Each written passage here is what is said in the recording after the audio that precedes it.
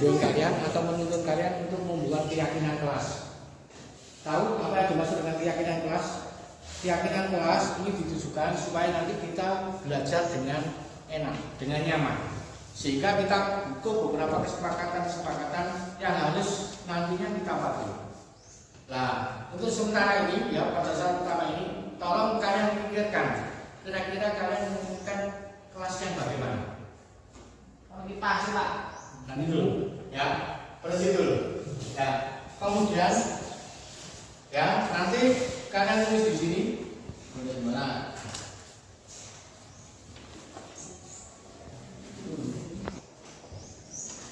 Ya, saat ini nanti membagikan ini sebetulnya silakan kalian tulis keinginan kalian di kelas kalian ini kayak apa, ya.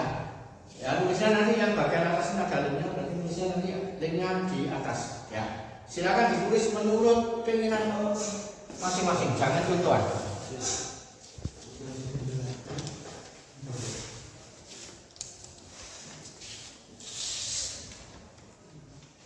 Silakan ditulis yang sudah.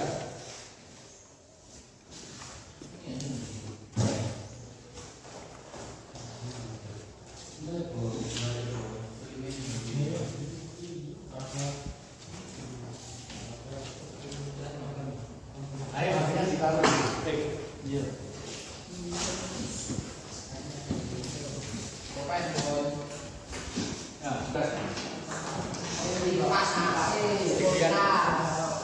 Nah, sudah. Ya sudah, silakan nanti ditempelkan di sini. Ya, yang sudah nulis ditempelkan di sini. Ayo teman. Yang sudah silakan. Terserah kamu kepilih apa? Saya belum, Pak. Ingin masuk dengan tertib atau melaksanakan sholat besar dan sebagainya. Terserah kamu.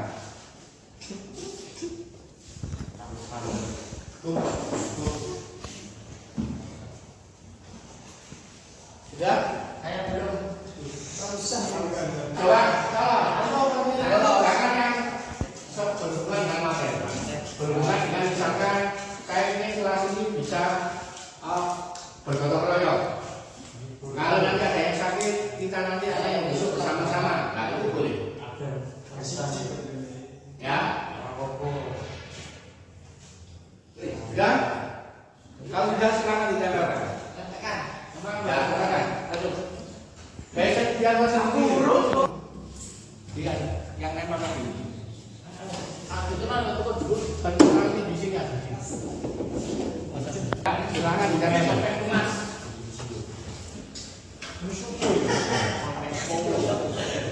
Kasur, spray. Kasih kurang. Ya, silakan ditempelkan ya.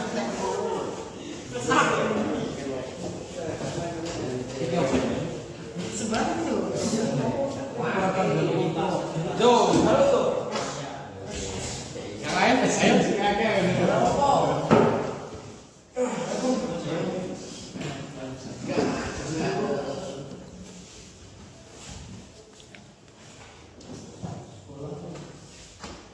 Saya ini setiap berangkat sekolah orang di sekolah.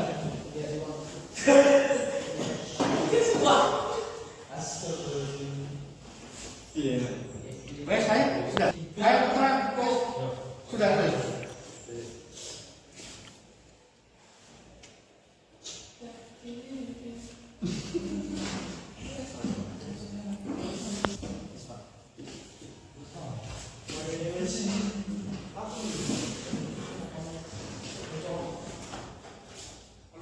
Sudah semua?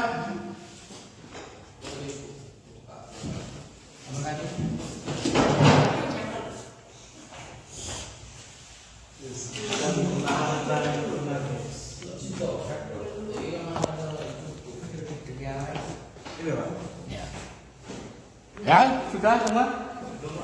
Gak usah diulang. Ya, kemudian ini ya, ini sudah ada permintaan dari kalian menginginkan kelas kayak apa. Nah, sekarang kita cek. Yang satu ini ada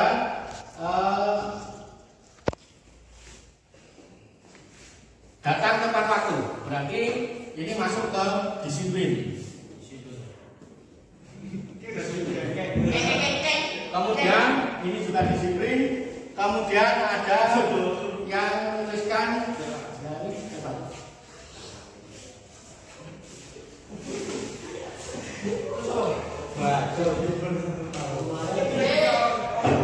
ya, kemudian ini menjaga kebersihan.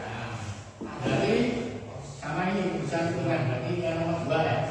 Nomor 2 bahasa nomor 1 ya. Berarti kebersihan lingkungan.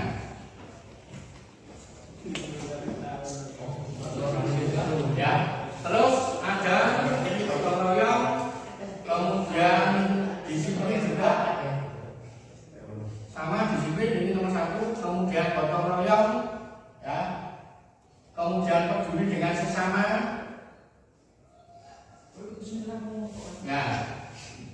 Nah, kemudian ini ada juga menjaga kesehatan. Nah, ini juga ada. Kemudian yang satunya adalah ada sopan santun, kemudian peduli sesama, gotong royong, dan sebagainya. Nah, berarti kita sudah mendapatkan 4 nilai keyakinan kelas. Nah, ini nanti yang akan kita pakai sebagai acuan.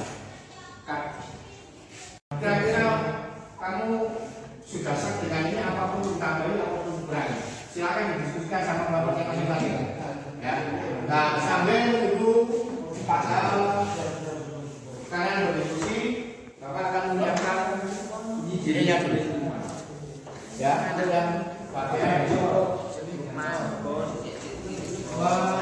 keyakinan kelas.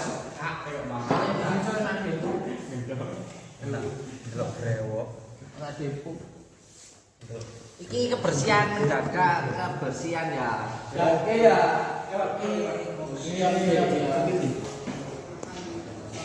Ya. Anak-anak kalau sudah silakan yang sudah kalian koreksi tadi ditempelkan sekarang di mati. Yang nomor 1 dulu, silakan. Ayo satu. Ya. Jelaskan. Ayo terus maju sini. Jelaskan. Ini apa kamu?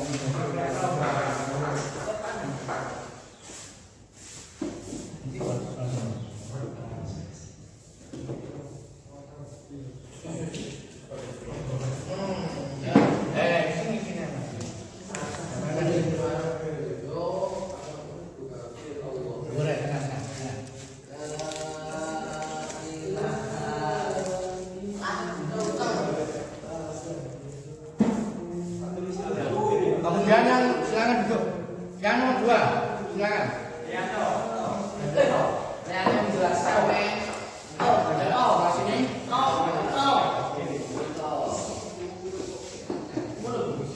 Kencang.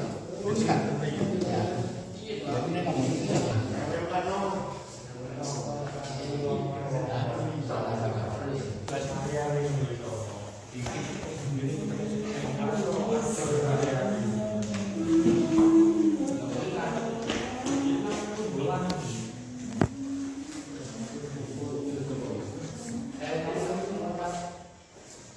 Sudah?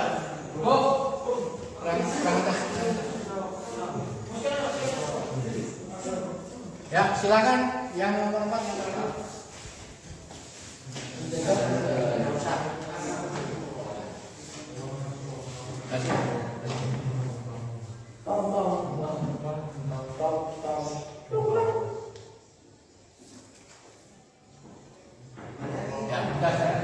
Ya, anak-anak, kita sudah mempunyai 4 ini ya, keyakinan kelas.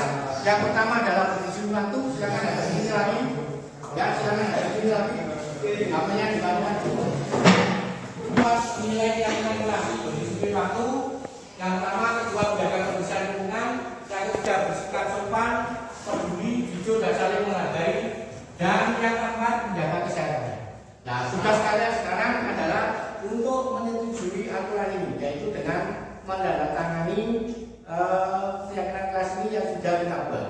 Ya, kalau nanti semuanya maju satu-satu ya, ditulis nama kemudian tanda tangan.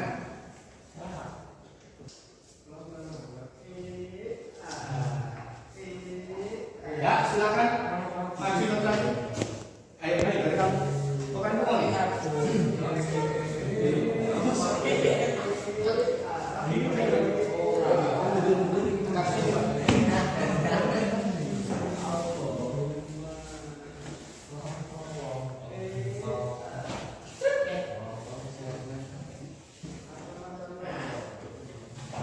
Ayo, silakan.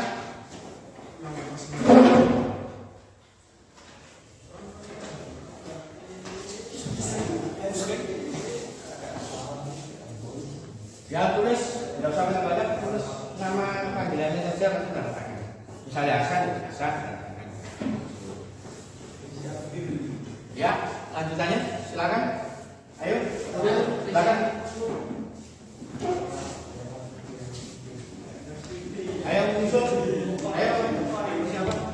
Biar tidak lama-lama, biar cepat selesai. Ya ini saya sudah tanda tangan untuk sebagai lawan kelas. Ya, anak-anak, kesepakatan ini atau keyakinan kelas ini sudah kita buat. Sekarang silakan ditempelkan di dinding. 2 orang, ayo sampai asik. Ditambahkan di sini, ditambahkan di sini. Ayo, caranya kok gini.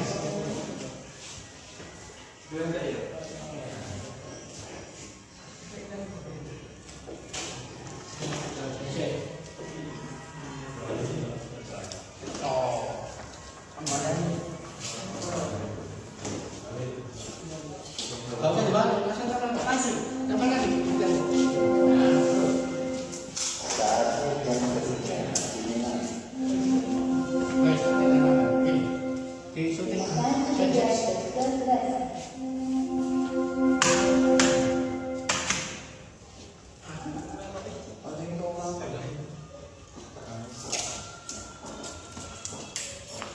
ya ini tangan ya yang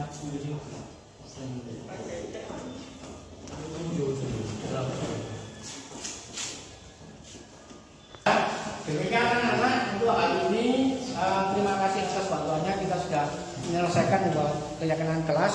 Harapan saya nanti keyakinan yang sudah kita buat ini bisa kita jalankan bersama-sama. Saya kira itu dari saya. Assalamualaikum warahmatullahi wabarakatuh. Waalaikumsalam.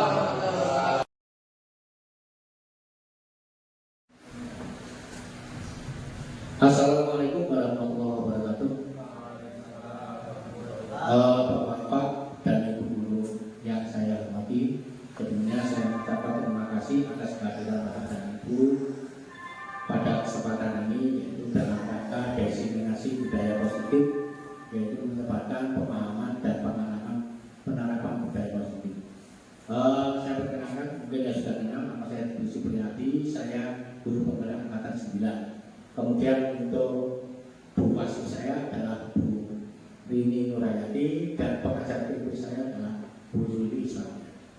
Bapak dan Ibu sekalian, agar nanti acara ini bisa berjalan dengan baik, mari kita mulai acara ini dengan berdoa terlebih dahulu.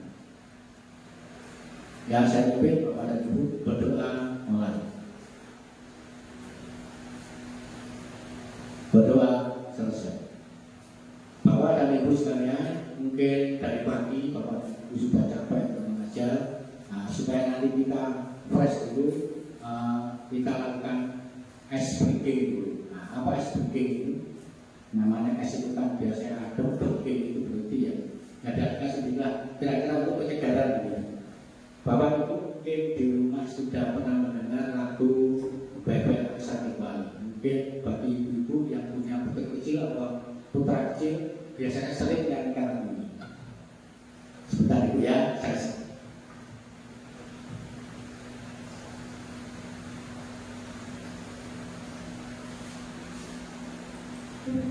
ya. Yang ini supaya untuk didengar dulu, kira-kira suaranya kayak apa?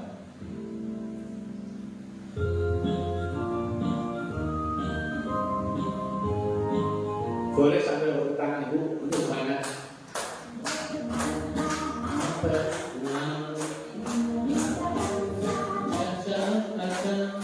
Terang berdiri, terang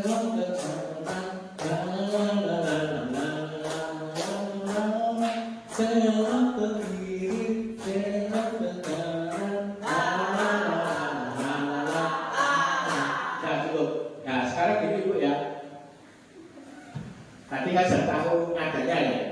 Nah, sekarang gini. Nadanya Ibu ya, saya tanya.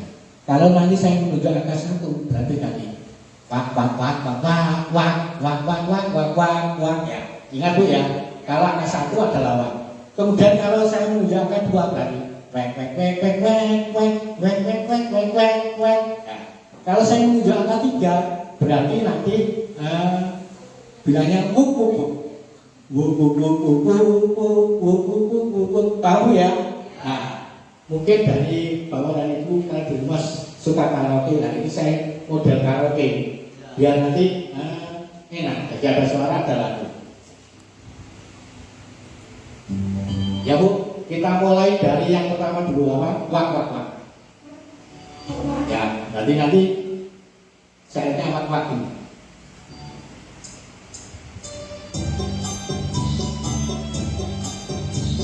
Ya ini kesukaan Pak Bigi.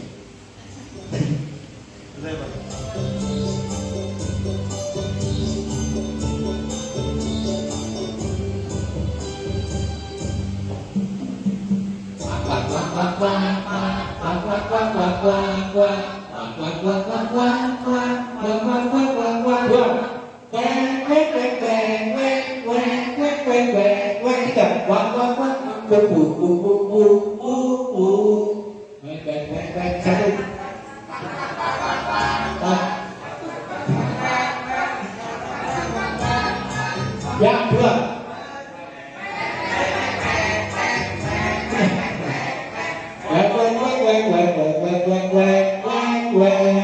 Iya. Yang kurang kompak Ibu. Ya, nanti kita nyanyi lagi. Kita mulai sekarang dari angka 2 berarti wek wek wek.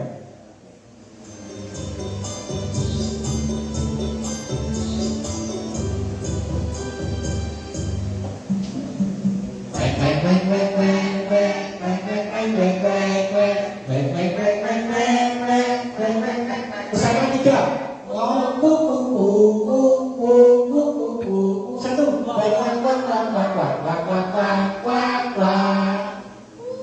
Ya, sudah cukup. Terima kasih. Sekarang kita masuk dari materi yang pertama, yaitu konsep utama budaya positif. Jadi nanti pada kesempatan ini nanti yang akan kita bahas ada 7 rancangan yang akan kita bahas. Yang pertama adalah perubahan paradigma belajar, kemudian yang kedua disiplin positif, ketiga kebutuhan dasar manusia, kemudian keempat motivasi perilaku manusia, kelima posisi kontrol restitusi, kemudian keenam keyakinan kelas, dan yang terakhir adalah segitiga restitusi. Selamat datang Pak Samad. Ya, kita bahas yang pertama dulu. Kalau saya di sini tidak ganggu ya. Nah, pembelajaran dengan paradigma baru.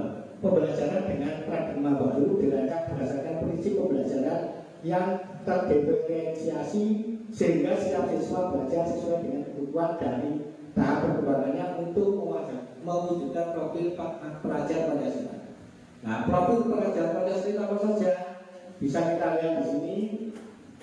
Yang pertama adalah beriman, bertakwa kepada Tuhan yang Maha Esa dan berakhlak mulia. Nah, saya kira dari pelajaran P5 kemarin ini kita sudah bahas sehingga tidak perlu saya uraikan lebih banyak lagi.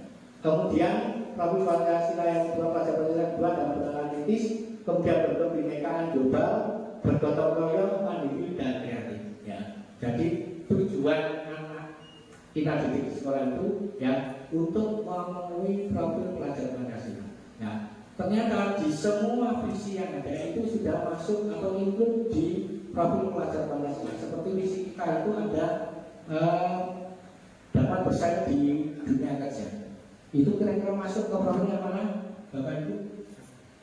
Bersaing di dunia kerja. Berarti masuk ke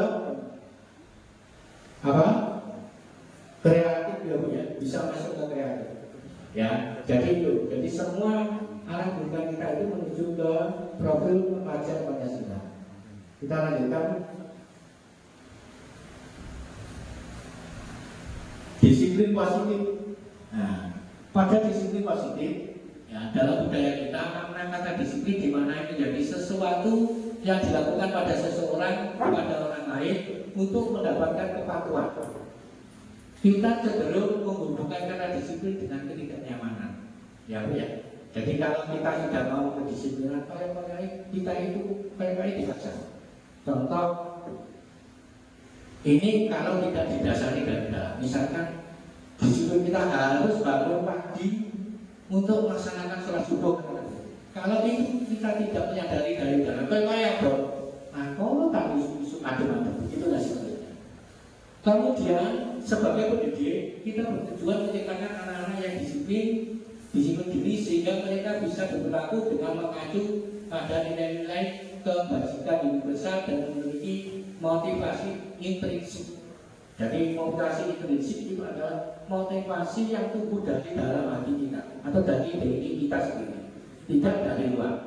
Ya. Kemudian disiplin positif merupakan salah satu cara penerapan disiplin yang bertujuan untuk menumbuhkan kesadaran serta membudayakan anak untuk melakukan tanpa sokongan, ancaman maupun hukuman.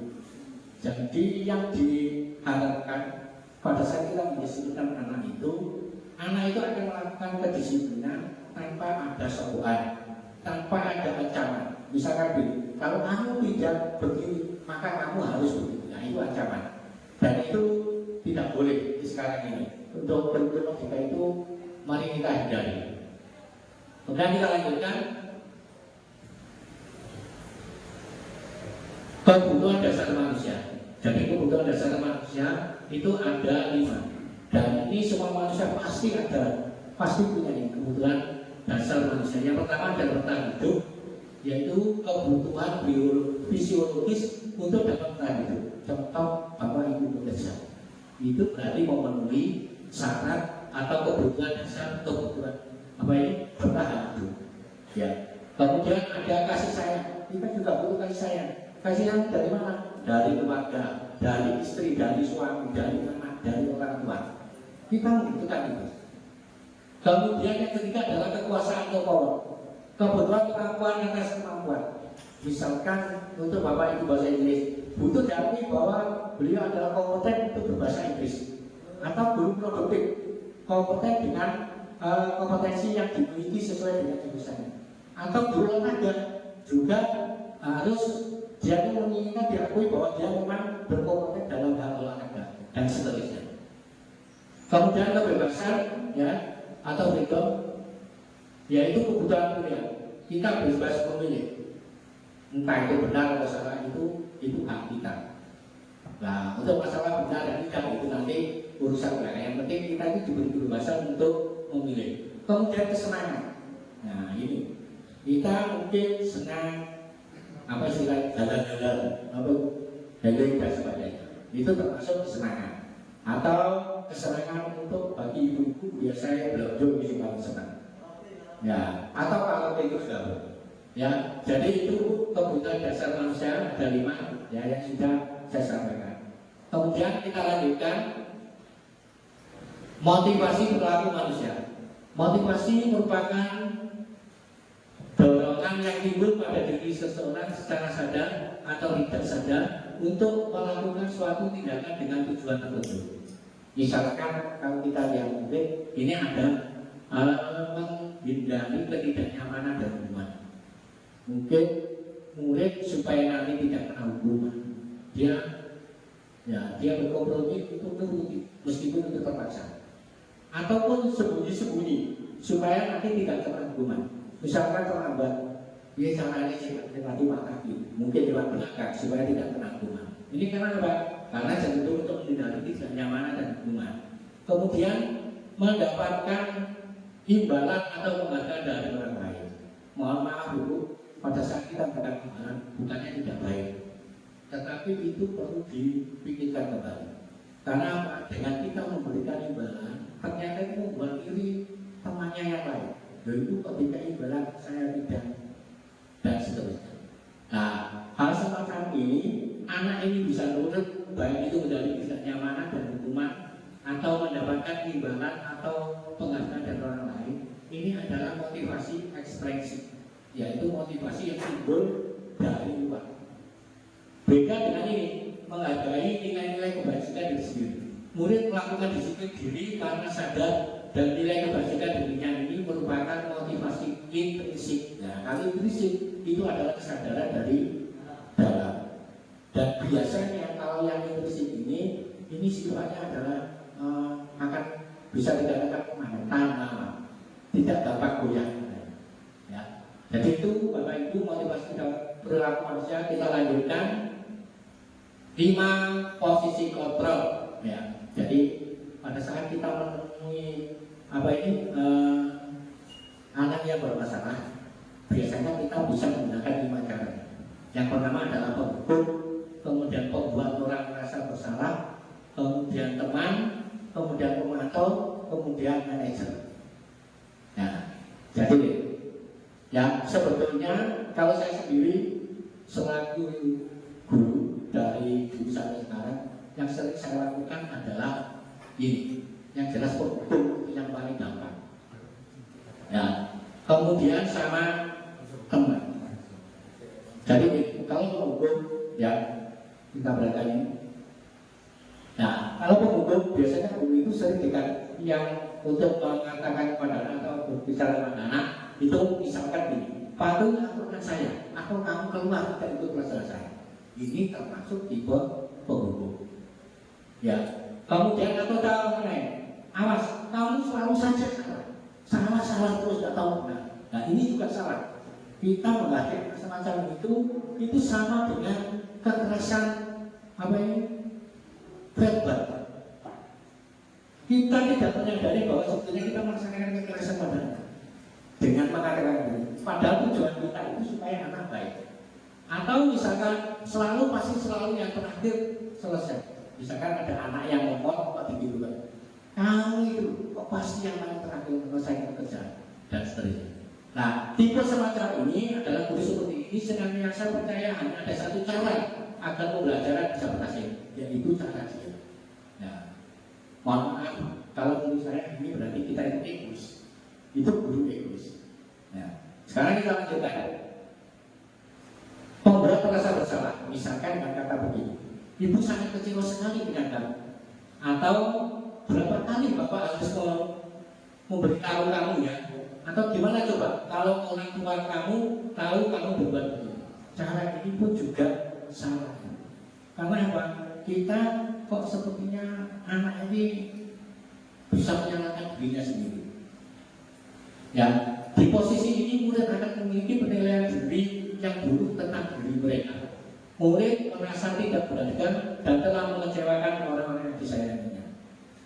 Cara ini pun menurut kurikulum merdeka yang kami pelajari di CDP ini sepatutnya untuk ditinggalkan. Kemudian yang ketiga adalah teman. Misalkan, ayolah bantulah demi bapak ya, atau ayo ingat tidak bantuan bapak selama ini, atau ya sudah kali ini tidak apa-apa, nanti ibu bantu bereskan. Cara ini sebenarnya sudah mending baik. Tetapi juga perlu dikoreksi juga, karena guru di posisi teman ini menggunakan buat baik dan humor untuk mempengaruhi seseorang. Murid akan tergantung pada guru tersebut dan hanya akan bertindak untuk guru tertentu dan tidak untuk guru lainnya. Artinya, misalkan Bu Iva itu dekat dengan anak, setelah diajar Bu Iva dan saya mengajar, wes kakek Bu Iva yang ngajar enak, ambil bocah-bocah ini kok dekat, kemudian baik, warga majuji, untuk kayak ini kelemahannya dari situ. Kemudian selanjutnya adalah pemantau. Ya. Kalau pemantau biasanya pertanyaan yang sering timbul adalah peraturannya apa yang telah kamu lakukan, sanksi atau konsekuensi apa yang harus kalian lakukan. Seorang pemantau sangat mengandalkan penghitungan catatan data yang dapat digunakan sebagai bukti atas perilaku seseorang.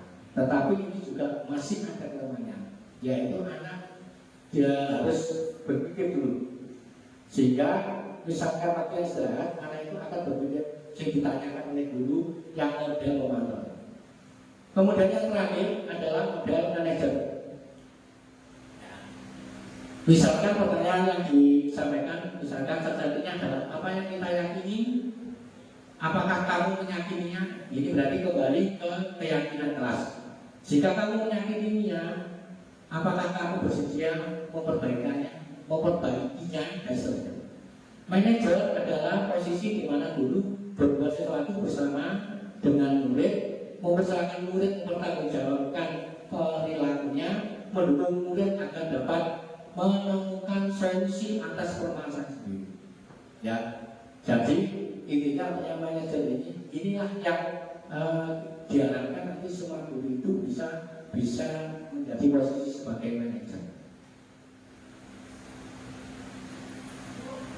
Kemudian konsep disiplin dengan identitas ganda. Ya, seperti tadi, hukuman dan penghargaan ini termasuk konsep disiplin dengan identitas ganda. Kenapa hukuman? Satu, dengan kita memberikan hukuman itu menyakitkan.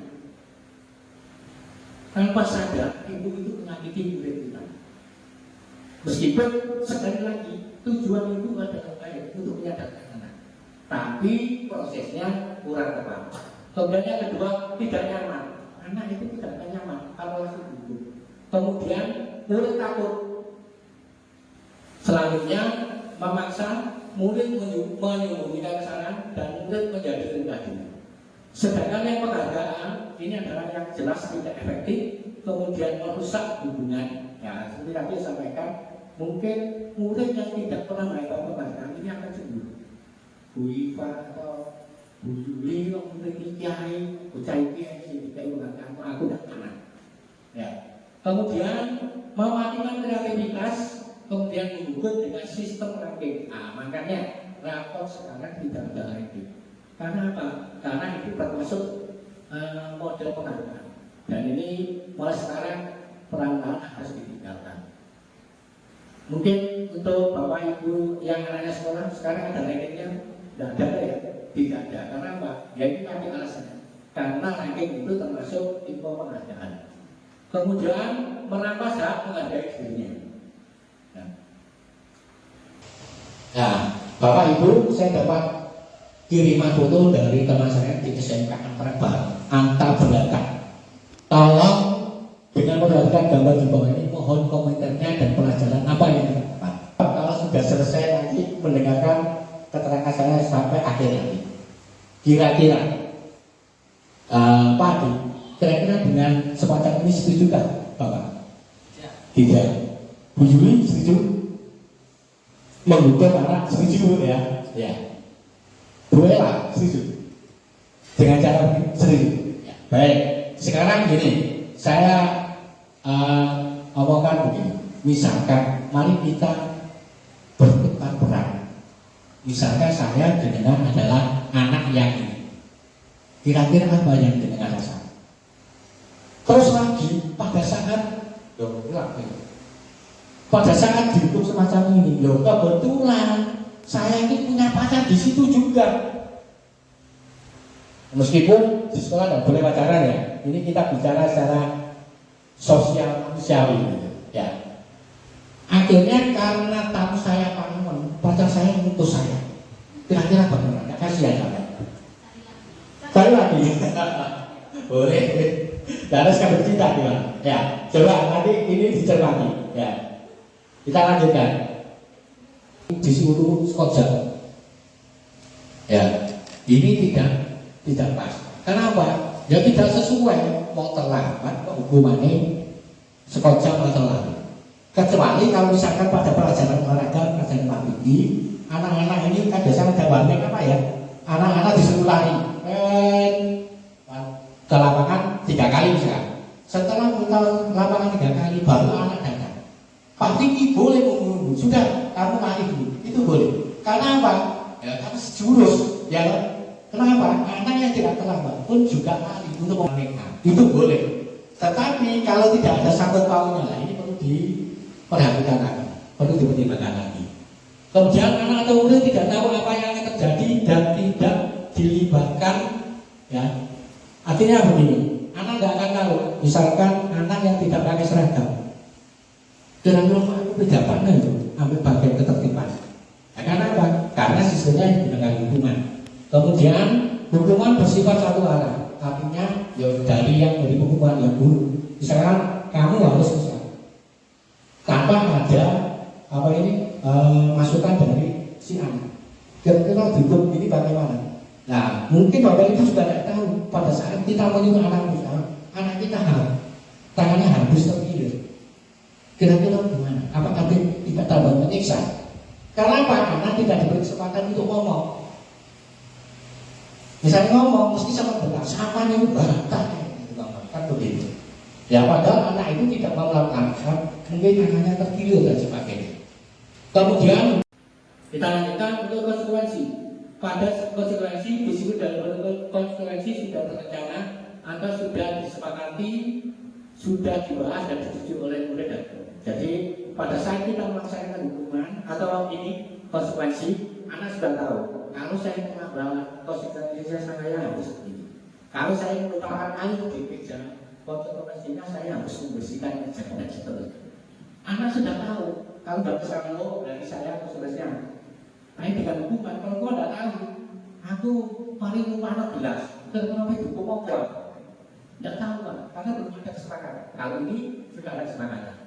Umumnya betul-betul konsekuensi dibuat oleh pihak guru atau sekolah dan murid sudah mengetahui sebelumnya konsekuensi yang akan diterima bila ada pelanggaran. Sekiranya iya, saya sampaikan. Ya, kita lanjutkan. Nah, yang selanjutnya adalah restitusi. Ya.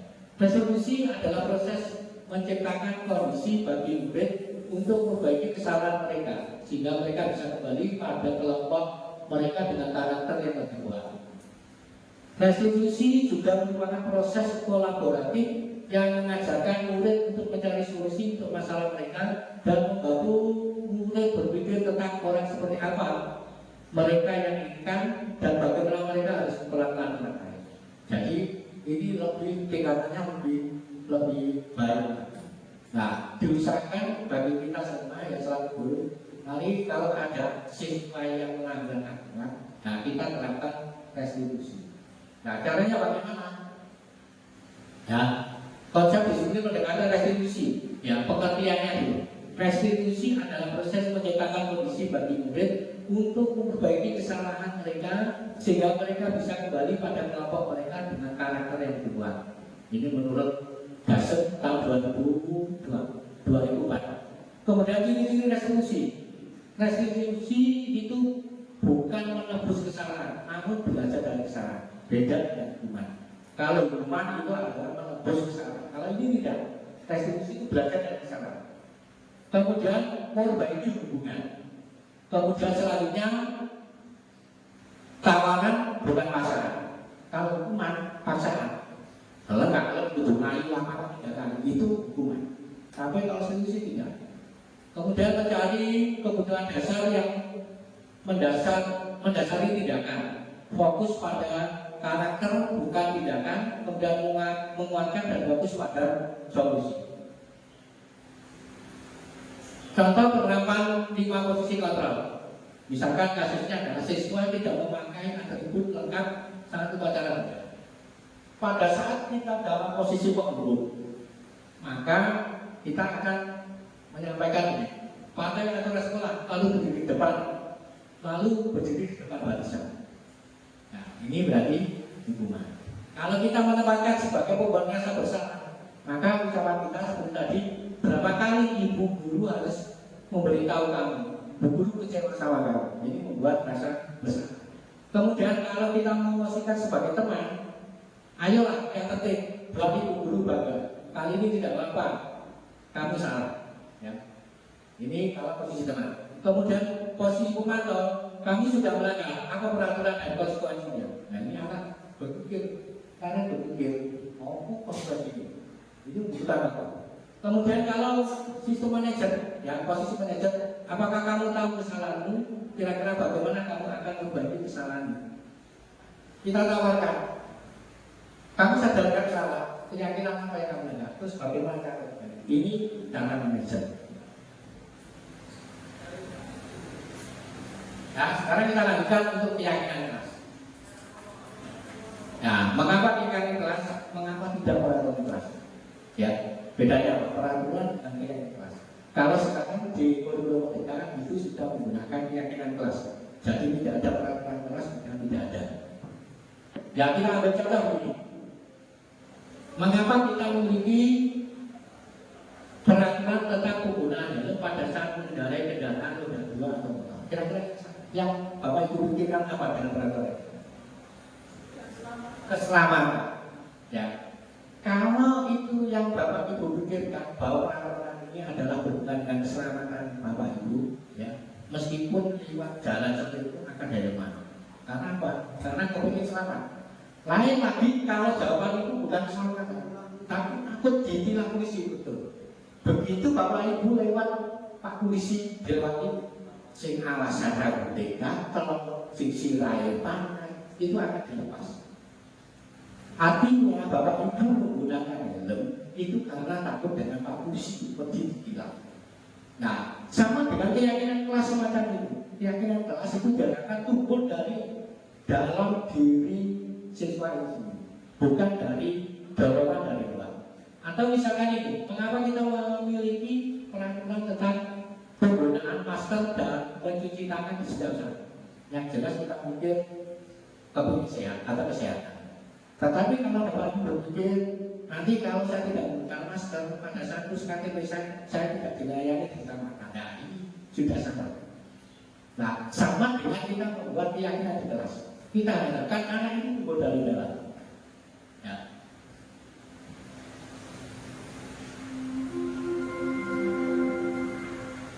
Ya, jadi nilai keselamatan atau kesehatan inilah yang disebut sebagai suatu keyakinan, yaitu nilai-nilai kebajikan atau prinsip-prinsip universal yang disepakati bersama secara universal, lepas dari latar belakang suku, negara, bahasa, maupun agama. Ini keyakinan. Karena pengaruh agama, Islam, Kristen dan sebagainya. Kalau itu sudah menjadi keyakinan, berarti itu berlaku secara bersama. Suatu keyakinan akan lebih memotivasi seseorang dari dalam atau memotivasi secara intrinsik. Seseorang akan lebih tergerak dan bersemangat untuk menjalankan keyakinannya daripada hanya sekedar memenuhi serangkaian peraturan. Seperti yang saya katakan, kalau Bapak Ibu itu dari ekstensi, begitu lewat dari Pak polisi, wes tahu apa aja, apa. Tetapi kalau itu keyakinan itu adalah untuk menjaga keselamatan Bapak Ibu, maka hal itu akan digunakan sampai Bapak Ibu turun dari sepeda motor. Ya, Pak Bu ya.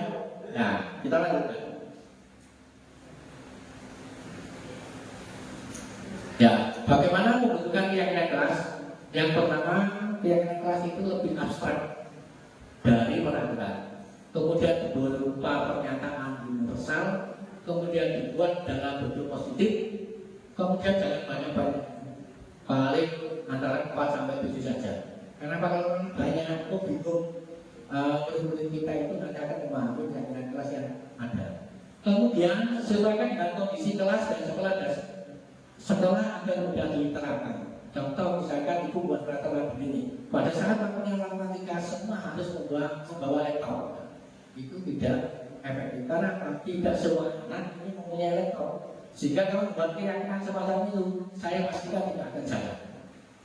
Ya, jadi kita harus tahu kemampuan kita itu apa, kemampuan anak kita apa. Atau misalkan pelajaran Pak Biki olahraga, semua anak harus bawa bola voli, tidak masuk akal. Iya sih bisa kasih itu. Terus lagi bola voli satu itu bisa digunakan untuk anak 12, ya Pak ya. Itu boleh cadangan ini, kan begitu.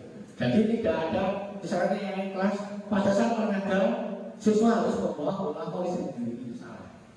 Bukan salah, tapi tidak sesuai dengan ini tadi yang apa ini sesuai dengan kondisi. Kemudian semua warga kelas sekolah dilibatkan saat membuat. Jadi semua misalkan di kelas itu ada berapa anak kita libatkan bersama wali kelasnya. Nah, kemudian tambahan membutuhkan keyakinan kelas, ya sebabnya keyakinan kelas tidak terlalu banyak tadi sudah kita singgung, ya bisa berkisar antara 3 atau 7 prinsip keyakinan saja. Apa lebih dari itu sudah boleh, tapi kayaknya kurang efektif, kaget sih bilangnya. Kemudian setelah keyakinan kelas selesai dibuat, maka semuanya kelas dipersilakan meninjau ulang dan menyetujui dengan menandatangannya. Setelah itu, keyakinan kelas selanjutnya bisa dilekatkan di dinding kelas di tempat yang sudah dilihat semua warga kelas. Nah, jadi ini urutan.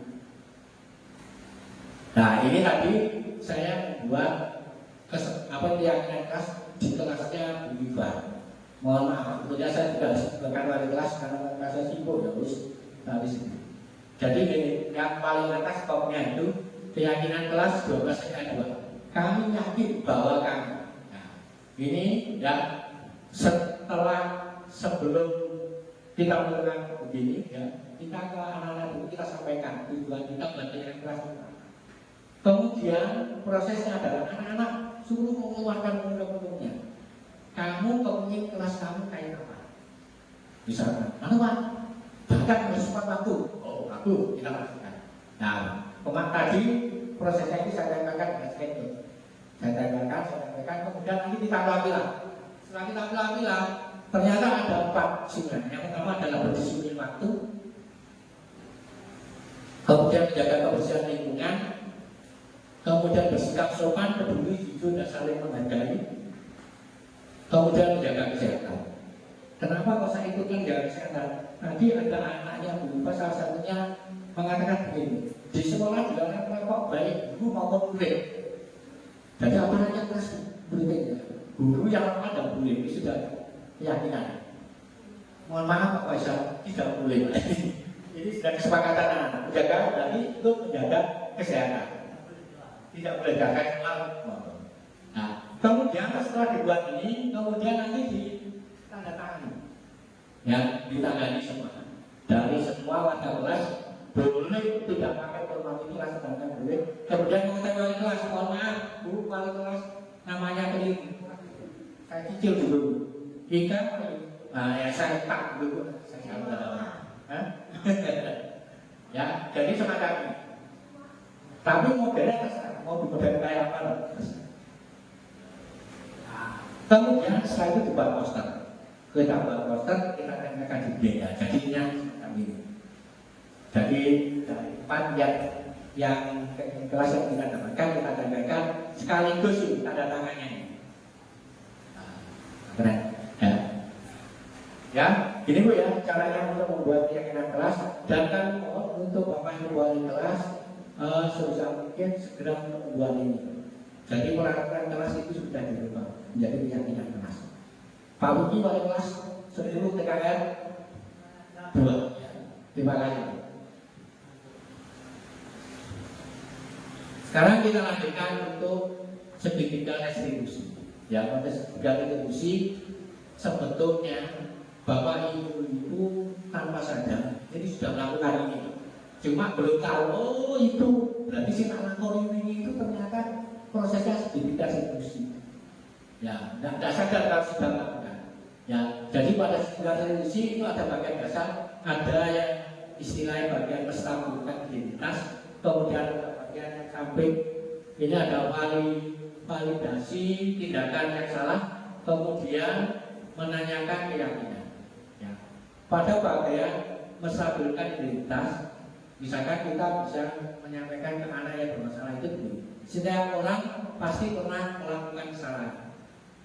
Atau kamu bukan satu-satunya yang pernah melakukan ini. Maksudnya apa? Anak itu biasa dulu mental. Kalau begitu dia melakukan kesalahan, kita panggil langsung, kita hantam dengan kesalahannya.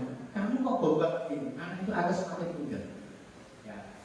Terus kita lanjutkan validasi tindakan yang salah. Kamu tentu punya alasan mengapa melakukan itu. Jadi semua orang melakukan sesuatu itu pasti ada tujuan dan alasannya. Tidak mungkin tidak. Entah untuk apa dia itu melakukan itu. Apakah untuk kesenangan atau untuk apa ini kasih sayang atau sebagainya. Kemudian yang terakhir yaitu menyatakan keyakinan. Ya. Maka kita tanyakan keyakinan yang kita buat. Kalau kamu semacam ini, apakah sesuai dengan keyakinan yang kita buat? Misalkan di sini, oh, tidak sesuai. Nah, kalau tidak sesuai, kamu harus bagaimana? Nah, tentunya nanti akan menyampaikan, saya akan memperbaiki lebih baik dan akan tidak mengulang lebih dasar.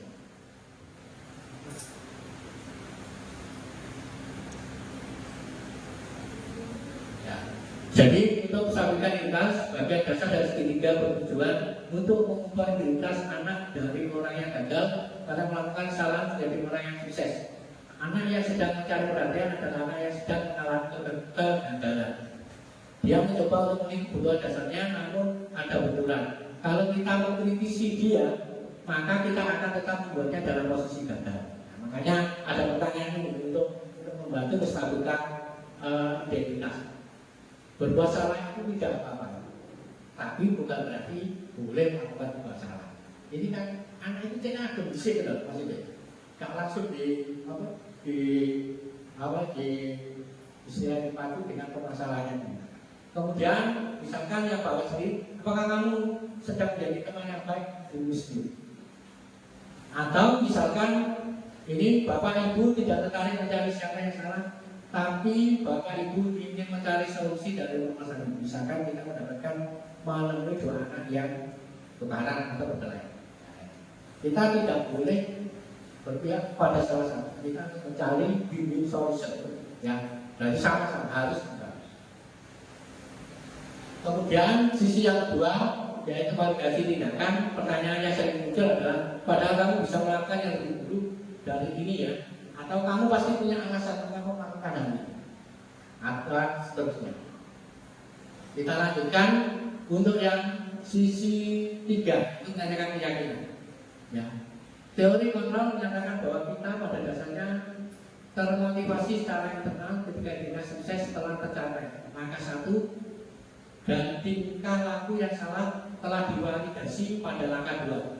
Maka anak akan siap untuk dihubungkan dengan nilai-nilai yang dia percaya dan berbeda menjadi orang yang dia inginkan. Pertanyaan-pertanyaan di bawah ini menghubungkan keyakinan anak dengan keyakinan kelas atau keluarga. Misalkan apa yang kita percaya sebagai kelas atau keluarga, atau apa yang umum yang kita telah sepakati, ya, yang kelas dan seterusnya.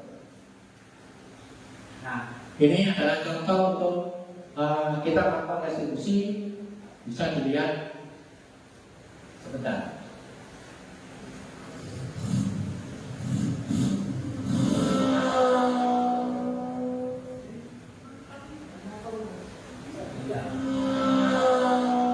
Ya, kasusnya adalah siswa tidak menggunakan seragam tempat waktu praktek. Dia tuh tidak memakai seragam praktek atau praktek. Jadi mohon maaf kalau nanti kartu karena itu bukan atau jadi lengkap.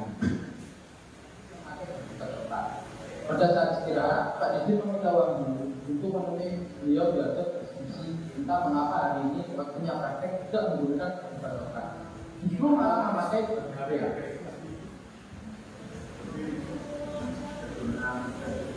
Selamat malam.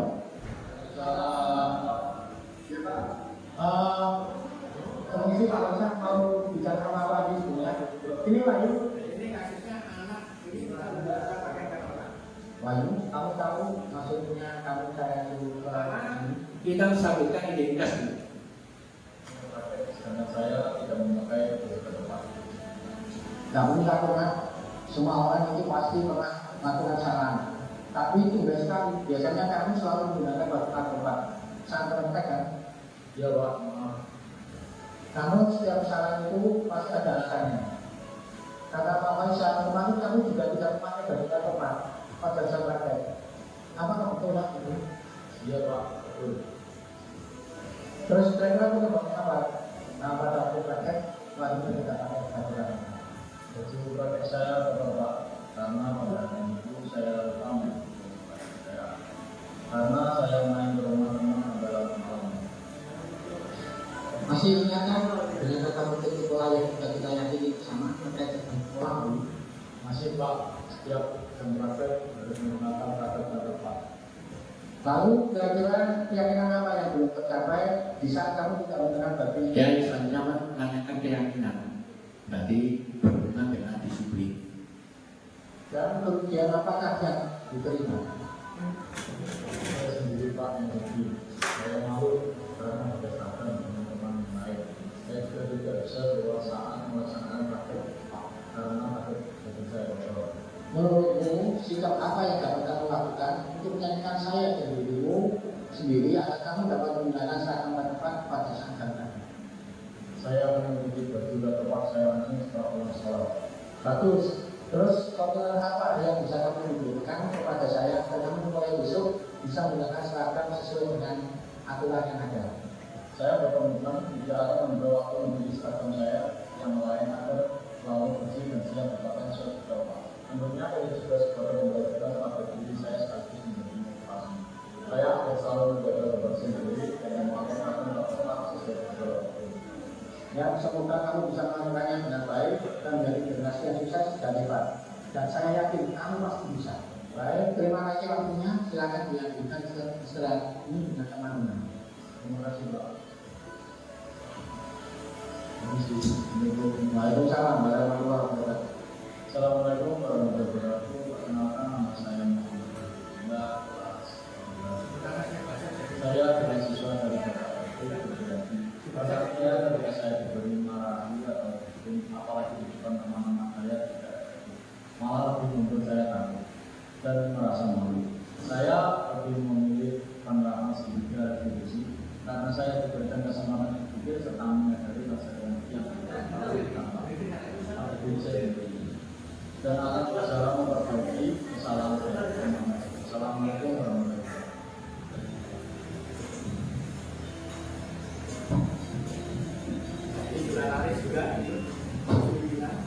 Rabu siang jam terakhir, Pak Didi tidak bisa mengajar pelajaran perawatan mobil kendaraan ringan di kelas 12 TKF 2 karena harus mengikuti rapat penting di cabang dinas. Pak Didi pun memberikan tugas kepada siswa kelas. Saya kira ini juga sama, cuma kasusnya ini pada saat jam terakhir saya ada undangan di cabang dinas, kemudian saya berikan tugas. Salah satu murid yang bernama Thomas ini tidak mengerjakan karena asik melakukan apa ini melihat YouTube. Ya, jadi sama nanti pertanyaannya sama. Ya, kita lanjutkan aja. Ya, jadi ini Bapak Ibu, untuk pelaksanaan segitiga restitusi itu tidak harus ketiga-tiganya itu dilaksanakan. Kita bisa melaksanakan ya satu saja. Dan itu kalau merasa dirasa cukup, ya tidak apa-apa. Misalkan langsung ke keyakinan identitas. Contoh misalkan begini. Kalau kasus-kasus umum seperti tadi, anak melakukan kesalahan di kelas, kemudian kita tahu ada kesalahan, kita panggil dan seterusnya. Tetapi kalau misalkan kita pulang sekolah, kemudian kita menemui anak kita berkelahi di jalan, dan itu sudah menjadi tontonan, Bapak Ibu tidak mungkin akan melakukan tiga restitusi itu secara langsung. Kesemuanya kita kok, ini bisa ditonton. Kira-kira bagaimana? Kalau Bapak Ibu menemui kayak semacam ini, menemui anak kita berkelahi di jalan, dan itu sudah menjadi tontonan. Apa kita harus menstabilkan kondisi dulu? Tenang lah, jangan berkelahi. Puas hidup, tak malu-malu. Nah, makanya Bapak Ibu, untuk teori segitiga restitusi ini tidak harus dilakukan tiga secara beruntun. Boleh dimulai dari apa ini menanyakan apa ini keyakinan, boleh. Tergantung dari permasalahan apa yang kita jumpai atau yang kita. Saya kira itu ya.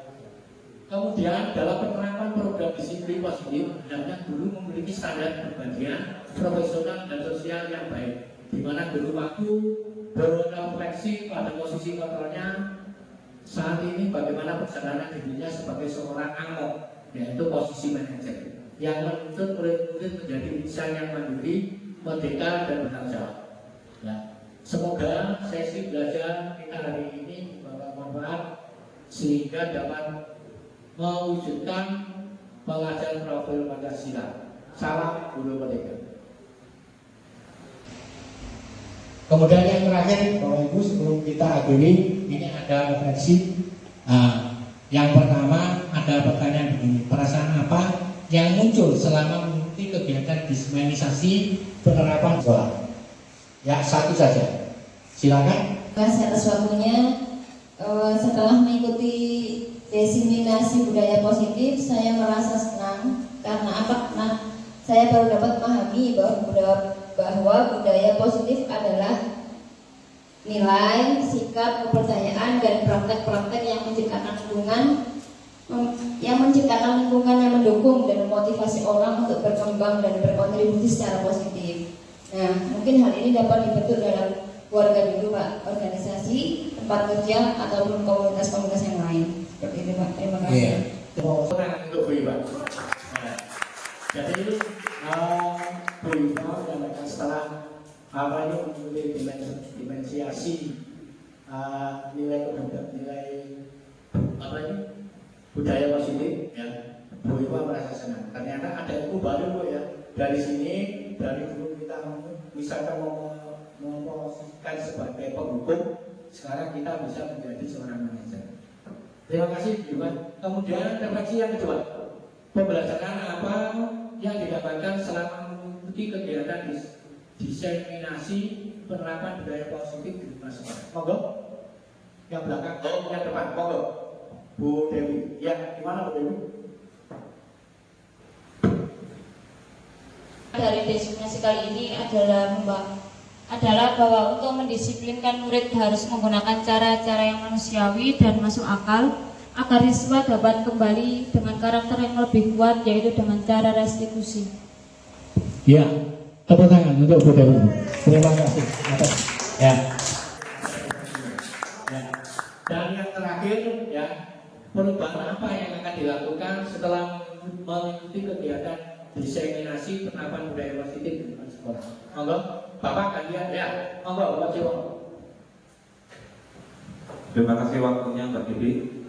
Kalau dari saya, kegiatan penerapan budaya positif di lingkungan sekolah, saya akan melakukan perubahan dan saya menyadari peran guru memanglah berat. Selain mengajar, masih harus mengurusi hal-hal yang berurusan dengan karakter siswa. Salah satu cara yang bisa dipakai ketika siswa membuat atau mendapatkan masalah adalah dengan model segitiga restitusi. Kegiatan restitusi ini sesuai dengan pemikiran filosofi Ki Hajar Dewantara yang lebih menekankan kepada pembelajaran yang berpihak pada murid dan pembelajaran yang menuntut. Terima kasih. Ya, teman-teman ya. Jadi yang dilakukan Pak Dewa selama mengikuti demonstrasi ini akan menerapkan restitusi segitiga restitusi untuk menangani murid yang bermasalah. Bapak dan Ibu, pada ini yang akhir, terima kasih atas kehadirannya. Semoga apa yang sudah kita diskusikan pada siang hari ini dapat bermanfaat. Ya, kemudian sebelum nanti kita akhiri, kita untuk doa lagi. Semoga nanti apa yang sudah kita laksanakan dapat bermanfaat. Ya, sekali lagi selaku bahwa pemateri, kalau misalkan ada kata-kata yang tidak tepat dan kurang sopan, mohon dimaafkan. Saya ini Bapak Berdaya. Wassalamualaikum warahmatullahi wabarakatuh. Berdoa mulai. Selesai. Ya, terima kasih Bapak Ibu.